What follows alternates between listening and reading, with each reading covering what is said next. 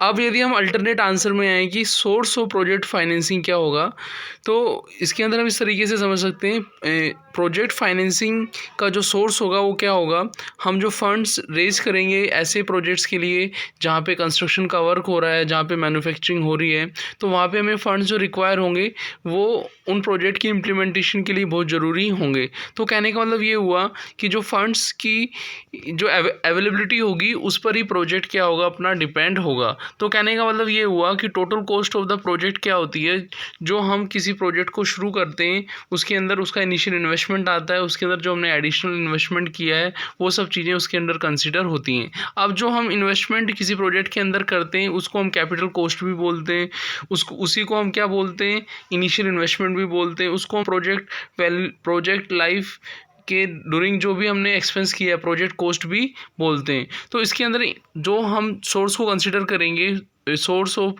Project financing के अंदर, उसको हम ओन फंड और लोन फंड की फॉर्म में करेंगे। ओन फंड का मतलब ये हो गया ओनर फंड। अब ओन फंड की यदि हम बात करें तो ओन फंड के अंदर क्या क्या आता है अपना, जैसे हम देखें ओन फंड्स के अंदर इक्विटी शेयर्स आते हैं, इक्विटी शेयर्स प्रेफरेंस शेयर जो शेयर कैपिटल रहा। इसके अलावा लोन फंड की हम बात करें तो डिबेंचर्स आते हैं। तो यहाँ पे हम जो सोर्स ऑफ प्रोजेक्ट फाइनेंसिंग के अंदर ये पढ़ेंगे कि जो डेट्स और इक्विटी रहते हैं वो कैसे हमें सोर्स और फाइनेंस को अरेंज करने में हमें हेल्प करते हैं। जैसे आप देखें तो ओन फंड में हमने वही यहाँ पे लिखा है शेयर कैपिटल के अंदर इक्विटी शेयर्स और फिर क्या लिखा है प्रेफरेंस शेयर्स लिखा है। तो ये जो ओन फंड्स हैं इनसे रिलेटेड इक्विटी और प्रेफरेंस से रिलेटेड कुछ अदर आइटम भी हम ले सकते हैं। जैसे हमने इक्विटी शेयर्स को इशू किया तो प्रीमियम पर इशू किया, हमने प्रेफरेंस शेयर को इशू किया तो प्रीमियम पर इशू किया, तो प्रीमियम भी अपना ओन फंड का पार्ट हुआ। इसके अलावा रिजर्व एंड सरप्लस है जिसको हम रिटेन अर्निंग भी बोलते हैं, ठीक है ना। सब्सिडी कोई गवर्नमेंट से हमें रिसीव हुई है, सब्सिडी कब रिसीव्ड होती है, जब हम किसी ऐसे एरिए के अंदर हम प्रोजेक्ट को लगा रहे हैं जहाँ गवर्नमेंट ने क्या दे रखा है, सब्सिडी का प्रोविज़न कर रखा है। तो जो गवर्नमेंट से हमें सब्सिडी रिसीव्ड होगी वो कहीं ना कहीं हमें प्रोजेक्ट फाइनेंसिंग में मदद करेगी। अब हम बात करेंगे लोन फंड या डेट्स फंड। लोन फंड्स के अंदर आपको पता है कि जो डिबेंचर्स होते हैं, डिबेंचर के बहुत सारे टाइप्स थे, convertible debenture, non convertible debenture, partly convertible debenture. तो डिबेंचर के डिफरेंट टाइप्स हैं, उनको हम लोन फंड्स के अंदर डिबेंचर के अंदर समझेंगे। अब ये जो हमने यहाँ पे आपके सामने डिस्कस किए हैं लोन फंड्स के अंदर जो डिबेंचर डिस्कस किए हैं, ऐसे क्या होता है, टर्म्स लोन होते हैं, लॉन्ग टर्म लोन होते हैं, सिक्योर्ड लोन होते हैं, डेफर्ड क्रेडिट्स होते हैं। तो इनको वन बाय वन हम यहाँ पे डिस्कस करते हैं। ऊपर जो हमने फर्स्ट पार्ट के अंदर देखा था, जो हम अपना मेन आंसर है उसके अंदर हमने इन चीज़ों को डिटेल में डिस्कस किया कि इक्विटी शेयर्स क्या है, प्रेफरेंस शेयर्स क्या है, डिबेंचर क्या है, इक्विटी और प्रेफरेंस में क्या डिफरेंस है, आपका इक्विटी और शेयर कैपिटल और डिबेंचर में क्या डिफरेंस है, उन चीज़ों को यहाँ पे डिस्कस किया। कुछ रिमेनिंग चीज़ें जैसे यहाँ पे बचती हैं उनको वन बाय वन यहाँ पे हम समझते हैं। जैसे कि हम बात करें टर्म लोन है, लॉन्ग टर्म लोन है, तो वो लोन जो हमने लिए हैं किसके लिए, प्रोजेक्ट की फाइनेंसिंग के लिए, जो हमने फाइनेंशियल इंस्टीट्यूशन से लिए हैं।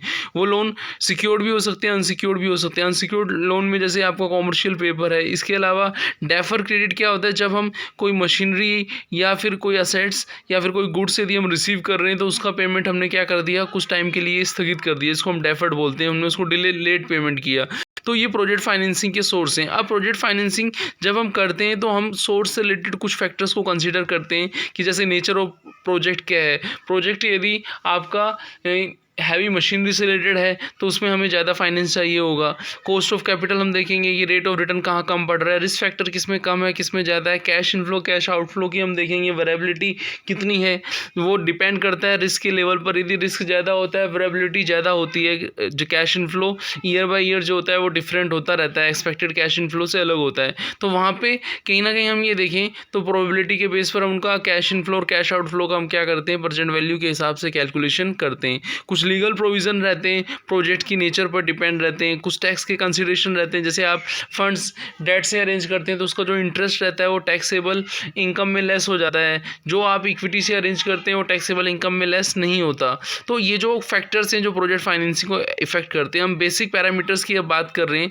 जो किसी प्रोजेक्ट को शुरू कर रहे हैं तो उसके लिए हमें गवर्नमेंट से यदि कोई सब्सिडी लेनी है, कोई ग्रांट लेनी है तो उसके रिगार्डिंग क्या प्रोविज़न है। गवर्नमेंट जो भी सब्सिडी किसी प्रोजेक्ट प्रोजेक्ट के रिगार्डिंग देती है, जो ग्रांट देती है वो अकाउंटिंग स्टैंडर्ड 12 के अकॉर्डिंग देती है। वो स्पेसिफिक एसेट से भी रिलेटेड भी दे सकती है और जनरल एसेट से रिलेटेड भी दे सकती है। तो उसके लिए गवर्नमेंट की जो अपनी कंडीशन है वो हमें पूरी करनी पड़ती है। जैसे उन कंडीशन के अंदर पैरामीटर्स के अंदर किस को इंक्लूड करते हैं, जैसे पहला है कि प्रमोटर कैपेबिलिटी और कॉम्पिटेंस, कि प्रमोटर जो उस प्रोजेक्ट को चलाने वाला है उसकी कैपेबिलिटी क्या है, उसका कॉम्पिटेंस क्या है, ठीक है ना। प्रोजेक्ट की प्रिपरेशन, क्वालिटी प्रोजेक्ट की है, वायबिलिटी ऑफ प्रोजेक्ट की वायबिलिटी जो फाइनेंशियल है, कॉमर्शियल है या सोशल है, इकोनॉमिक वायबिलिटी है।